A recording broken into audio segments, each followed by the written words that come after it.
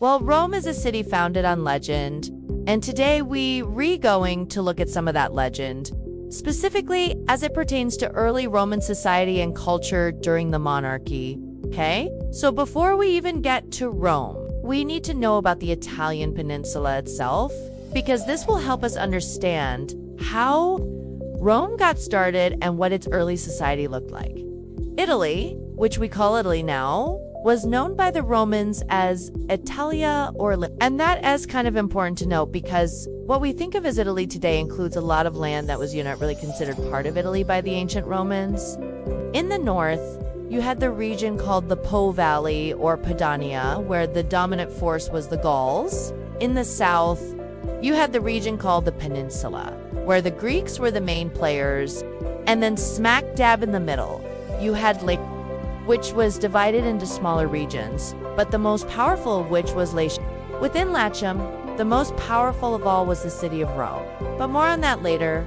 So as we consider the society and culture of Rome during the monarchy, remember that these other cultures existed just beyond their borders and would eventually become part of the vast sphere of influence that was Rome. But in this video, we're going to focus on Rome itself. We start with the patricians, who were the aristocrats of Roman society. They made up the majority of the population and could vote and hold most political offices, but they couldn't hold the consulship or any of the major religious offices. Above the plebeians were the clients, who were people who were indebted to a patron for protection and support. The relationship between patrons and clients was one of the defining features of Roman society, and we'll talk more about it in future videos. Also, I should mention that you could move up or down the rungs of this social hierarchy. Their origins varied, but many were prisoners of war and they had no rights and were considered property. Women are also important to consider in the early social structure of Rome. Roman women were legally dependent on a male relative, first their father and then their husband. A woman could own property and she could participate in religious cults. And in fact, religion was one of the few areas open to women. And of course, women were expected to take care of the household. And again, that's a big part of what early Roman religion was all about. The Pinities and Manes. We've talked about how religion was a huge part of every Roman's life, but now let's see how that played out in practice.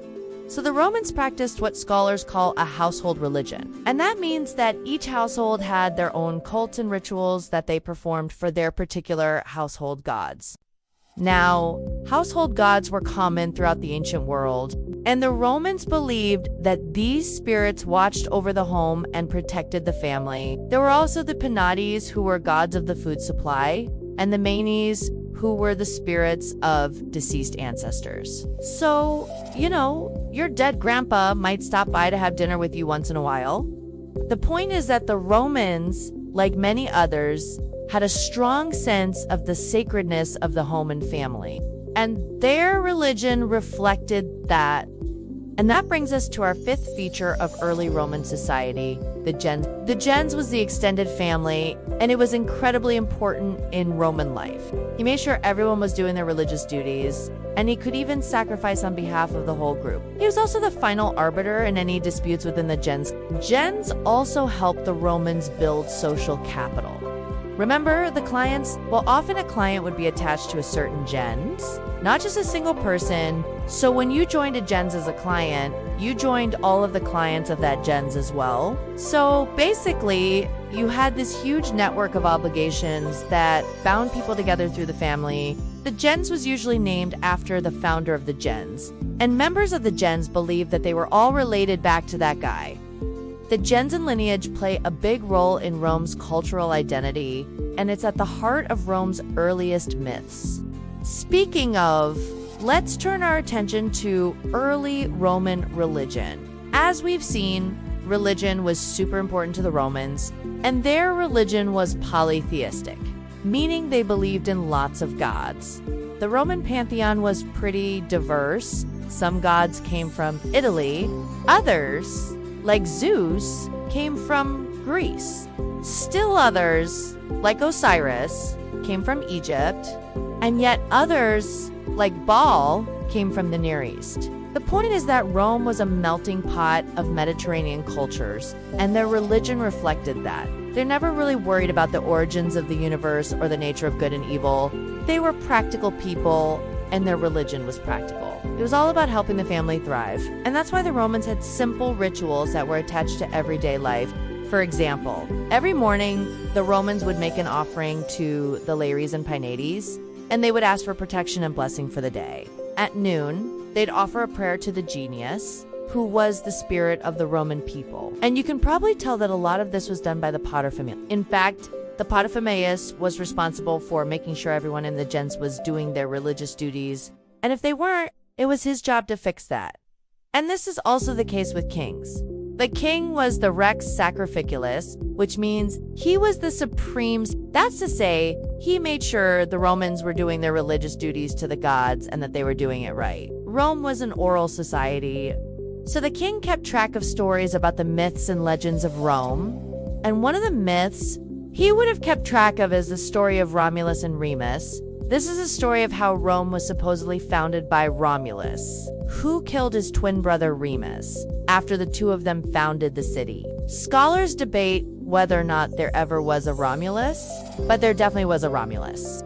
You see, the Romans believed that their city was founded by descendants of the goddess Vina, and that the gens Julia was the most important in Rome because went back to Venus.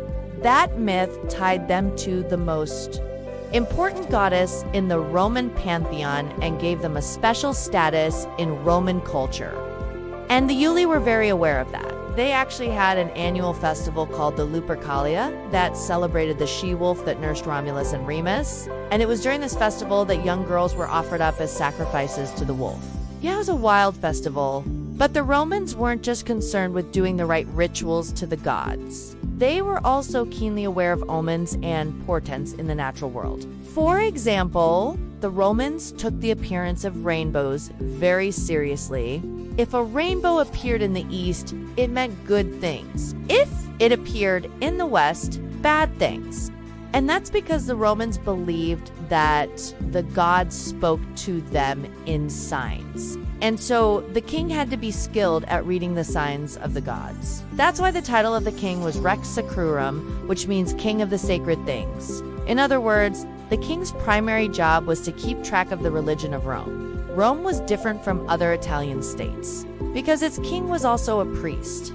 And this meant that the king had access to the gods in a way that no one else did. Of course, this gave him tremendous power, but it also gave him tremendous responsibility because if something went wrong, it was his fault. And boy, if the Romans wanted to make someone a scapegoat, they knew exactly where to find him. Rome was originally ruled by kings, and the 7 kings of Rome are legendary figures.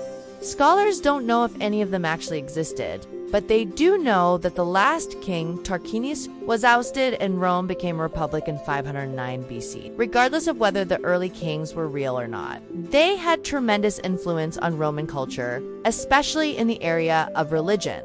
Let me explain. One of the jobs of the kings was to keep an eye on the religion of Rome and make sure everything was running smoothly, and that's why the kings were also priests and were in charge of the most important religious festivals. The kings presided over the Ludi Romani, which was Rome's biggest festival, and they also kept track of omens and portents and tried to interpret them. This was very important because the Romans believed that the gods spoke to them through signs and wonders. And so the kings needed to be able to read these signs correctly. There's this story about King Amulius that shows just how important religion was to the Romans. Amulius was the uncle of Romulus and Remus, and he was the king of Rome when the twins were born. He was worried that they might overthrow him because of a prophecy that said that the slayer of his royal line would come from the house of Mars. So he had Remus killed and sent Romulus out into the wilderness to die. But Romulus survived, and he eventually returned to kill Amulius and found the city of Rome. The point is that this story highlights just how important religion was to the Romans. Even the king was afraid of the power of the gods, and he didn't want to mess with them. Another thing about the kings is that they were responsible for building Rome's most important temples. The first temple built in Rome was the Temple of Jupiter Optimus Maximus on the Capitol. This was the most important temple in Rome, and it was where the Senate met. The kings were also responsible for making sure that the other temples were built and maintained. The Romans believed that the gods needed to be appeased, and that if they weren't, Rome would suffer. Finally, the kings were also responsible for making sure that the Roman army was strong. The Romans believed that the gods favored the strong and that if Rome was weak, it would be easy prey for invaders.